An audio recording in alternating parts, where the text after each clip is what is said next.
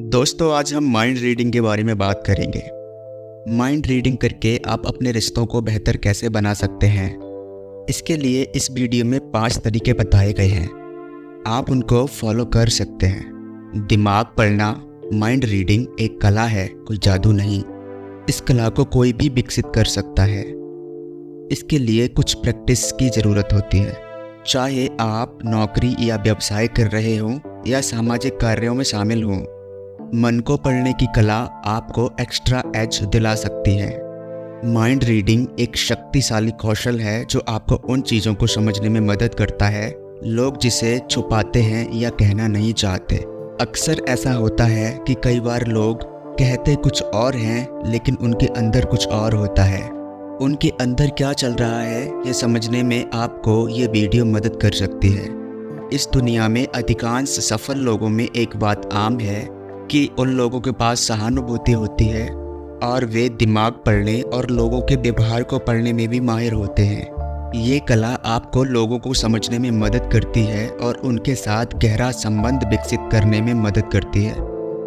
Hodges और Myers के अनुसार सहानुभूति को अक्सर दूसरे व्यक्ति की स्थिति में स्वयं की कल्पना करके दूसरे व्यक्ति के अनुभव को समझने के रूप में परिभाषित किया जाता है। इसका मतलब ये हुआ कि हम खुद को उस दूसरे व्यक्ति की जगह रखकर सोचते हैं, फिर पता लगाते हैं कि दूसरे व्यक्ति की स्थिति सचमुच कैसी है। सहानुभूति रखने वाले लोग अन्य लोगों की समस्याओं या भावनाओं या अनुभवों को ऐसे समझते हैं जैसे कि समस्याएं खुद उनकी हैं। कुछ लोग इस प्रक्रिया को जादू टोना समझ लेते हैं और मानते हैं कि कोई उनके साथ छेड़छाड़ करने की कोशिश कर रहा है। हालांकि मनोविज्ञान में इसे एम्पैथेटिक एक्यूरेसी कहा जाता है।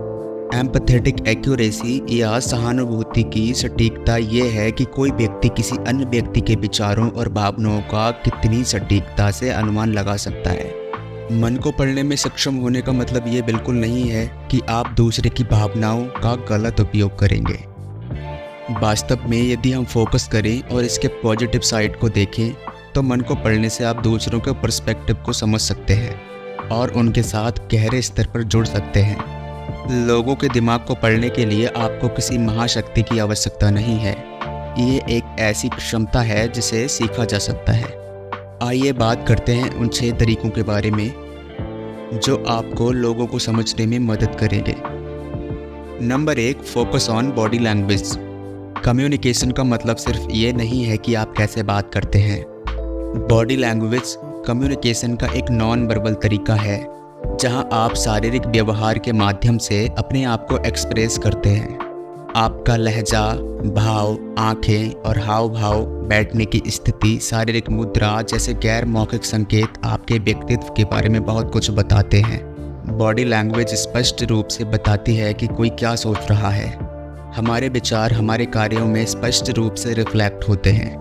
इसलिए ये समझ में आता है कि किसी की बॉडी लैंग्वेज सीधे तौर पर इस बात से जुड़ी होती है कि वह व्यक्ति क्या महसूस कर रहा है या क्या सोच रहा है। चेहरे की अभिव्यक्ति और शारीरिक मुद्राएं किसी व्यक्ति की भावनाओं को समझने के लिए उत्कृष्ट स्रोत हैं। उदाहरण के लिए, जब हम तनाव में होते हैं तो हमारे माथे पर झुर्रियाँ पड़ जाती हैं। उसी तरह बातचीत के दौरान सिर को इधर उधर झुकाना इस बात का संकेत है कि आप वास्तव में बातचीत में रुचि रखते हैं। जब कोई वास्तव में प्रसन्न होता है तो उसकी मुस्कान उसकी आंखों तक पहुंच जाती है और आंखों के आसपास झुर्रियाँ पड़ जाती हैं, तो उससे पता लग सकता है कि उसकी स्माइल फेक है। अगर कोई व्यक्ति स्माइल कर रहा है और उसकी आंखों के आसपास झुर्रियाँ नहीं हैं तो इससे पता लग सकता है कि वह सिर्फ दिखाने के लिए स्माइल कर रहा है। खड़े होते या बैठते समय यदि किसी के पैर आपकी दिशा में हों तो इसका मतलब है कि वह व्यक्ति आपके बारे में अनुकूल राय रखता है। यदि आप जिस व्यक्ति से बात कर रहे हैं उसके पैर किसी और की ओर इशारा कर रहे हैं तो संभव है कि वह आपसे नहीं बल्कि उस व्यक्ति से बात करना पसंद करेगा। हम अपनी मर्जी से अपनी आवाज़, हाथों की गति और अन्य गैर मौखिक संकेतों में हेरफेर नहीं कर सकते। इसलिए बॉडी लैंग्वेज किसी के विचारों का एक अचूक प्रतिबिंब है। Number 2, read eye cues. क्या आप सोच रहे हैं कि आंखों से मन को कैसे पढ़ा जाए? खैर, आंखें इंसान के बारे में सब कुछ बता देती हैं, वे झूठ नहीं बोलती और ये बिल्कुल सच है कि आंखें आत्मा के लिए एक विंडो हैं। जब आप किसी व्यक्ति की आंखों को देखते हैं तो आप उनकी भावनात्मक स्थिति के बारे में बहुत सारी जानकारियाँ निकाल सकते हैं। आंखें विश्वास, अविश्वास, संतोष, भय, सुरक्षा और भावनाओं की एक विस्तृत श्रृंखला का संकेत दे सकती है।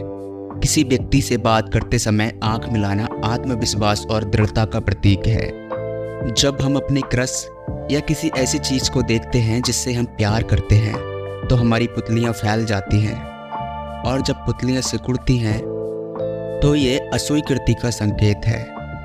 अगर कोई व्यक्ति बात करते समय आई कांटेक्ट को अवॉइड कर रहा है तो इसका मतलब है या तो उसे बात करने में रुचि नहीं है या वह आपसे कुछ छुपाने की कोशिश कर रहा है। आधी बंद आंखें थकान का संकेत देती हैं। नीचे और दाईं ओर देखने का मतलब है कि आप आंतरिक भावनाओं पर ध्यान दे रहे हैं, जबकि नीचे और बाईं ओर देखने का मतलब है कि आप खुद से बात कर रहे हैं। Number 3 is pay attention to the tone of voice. क्या आप जानते हैं कि आवाज़ ही इंसान की पहचान होती है? ऑटोनॉमस यूनिवर्सिटी ऑफ बार्सिलोना के एक अध्ययन के अनुसार डीप टोन ऑफ वॉइस या आवाज़ का गहरा स्तर या आवाज़ का गहरा स्वर परिपक्वता की निशानी है और उस इंसान पर विश्वास किया जा सकता है। दृढ़ आत्मविश्वासपूर्ण स्वर का मतलब है कि आप जिस बारे में बात कर रहे हैं वह महत्वपूर्ण है। अधिक मात्रा में बोलना कमजोरी, स्वार्थ और अधीरता को दर्शाता है, और कम मात्रा में बोलना अनुभवहीनता और संकोच को दर्शाता है। वार्म और स्वीट आवाज़ का मतलब है कि कोई व्यक्ति आपके करीब आने की कोशिश कर रहा है, और अगर उसकी आवाज़ तीखी है तो वह आपसे दूरी बनाए रखने की कोशिश कर रहा है। वोकलाइजेशन या अभिव्यक्ति किसी की समझे जाने की इच्छा के बारे में बहुत कुछ बताती है। उदाहरण के लिए, ठोकर खाना आक्रामकता को इंगित करता है। Well defined means open to communication, और अस्पष्टता मानसिक भ्रम को इंगित करती है। क्या आपने कभी अपने बोलने की गति के बारे में सोचा है? यदि नहीं तो कृपया जान लें कि बहुत तेजी से बोलना तनाव और जानकारी छिपाने की मंशा को दर्शाता है। वहीं धीरे धीरे बोलना शांति का संकेत देता है। इसलिए आप बात करने में जो ऊर्जा लगाते हैं वह आपके द्वारा बोले गए शब्दों से कहीं अधिक महत्वपूर्ण है।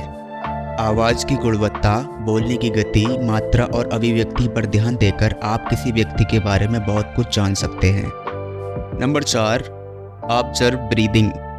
आप कैसे सांस लेते हैं ये आपकी मानसिक स्थिति और आप जिस गति से जीवन जीते हैं उसके बारे में बहुत कुछ बताता है। The study entitled respiratory feedback in the generation of emotion, भावनाओं की उत्पत्ति में श्वसन प्रतिक्रिया शीर्षक वाले अध्ययन में भावनाओं और सांस लेने के पैटर्न के बीच सीधा संबंध दिखाया गया है। जब लोग आराम महसूस करते हैं तो वे अपनी रीढ़, अपनी स्पाइन के आधार से सांस लेते हैं। तनाव और चिंता के दौरान उनकी सांसें छोटी, अत्यधिक तेज और उथली हो जाती हैं। Number 5, increase the time of interaction. मन को पढ़ने के लिए आपको लोगों के साथ समय बिताना होगा। जितना अधिक आप बातचीत करते हैं और विभिन्न विषयों पर चर्चा करते हैं उतना अधिक आप उनकी बॉडी लैंग्वेज, आवाज़ के स्वर, सांस लेने की शैली का निरीक्षण कर सकते हैं और उनके विचारों को जान सकते हैं।